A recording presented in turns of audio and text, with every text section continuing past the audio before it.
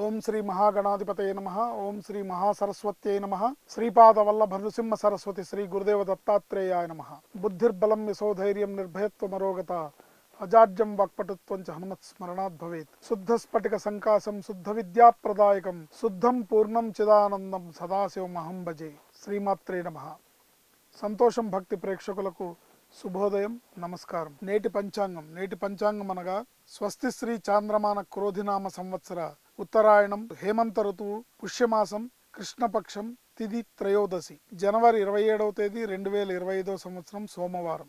సూర్యాస్తమయం సాయంత్రం 6 గంటల 4 నిమిషాలకు. తిథి కృష్ణ త్రయోదశి రాత్రి 8 గంటల 29 నిమిషాల వరకు. నక్షత్రం మూలా నక్షత్రం పగలు 8 గంటల 59 నిమిషాల వరకు. యోగం హర్షణ యోగం రాత్రి 1 గంట 54 నిమిషాల వరకు. కరణం గరజికరణం పగలు 8 గంటల 39 నిమిషాల వరకు. తదుపరి వణిజకరణం రాత్రి 8 గంటల 29 నిమిషాల వరకు. అమృత గడియలు రాత్రి తెల్లవారుజామున 4 గంటల 8 నిమిషాల లగాయతు 5 గంటల 44 నిమిషాల వరకు. దుర్ముహూర్తం పగలు 12 గంటల 50 నిమిషాల లగాయతు 1 గంట 35 నిమిషాల వరకు. తదుపరి దుర్ముహూర్తం పగలు 3 గంటల 5 నిమిషాల లగాయతు 3 గంటల 50 నిమిషాల వరకు. వర్జం ఉదయం 7 గంటల 20 నిమిషాల లగాయతు 8 గంటల 59 నిమిషాల వరకు. తదుపరి వర్జం సాయంత్రం 6 గంటల 33 నిమిషాల లగాయతు 8 గంటల 9 నిమిషాల వరకు. రాహుకాలం ఉదయం 7:30 నుంచి 9 గంటల వరకు. ఈ రోజు విశేషం ఏంటంటే మాస శివరాత్రి. ఈ మాస శివరాత్రి రోజు మనం చేసే ఈశ్వరాభిషేకం అత్యంత విశేషమైన ఫలితాలను ఇస్తుంది.